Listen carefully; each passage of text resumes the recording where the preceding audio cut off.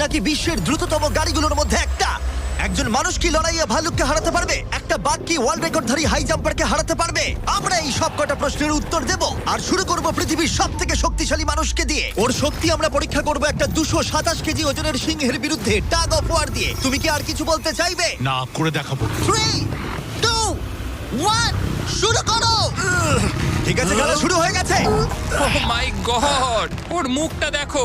ষাটটা শক্তিটা ও দেখো। মাই গড। সিংহটা এখন লিটারালি বিশ্বের সবথেকে শক্তিশালী মানুষকে ধরে রেখেছে।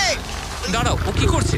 সিংহটা কি ঘুরে দাঁড়ালো? মনে হচ্ছে ও ব্রায়ানকে ক্লান্ত করার চেষ্টা করছে। এই দেখো, ব্রায়ান আসল প্লেনকে টানছে, কিন্তু এখনো এই সিংহটাকে টানতে পারছে না।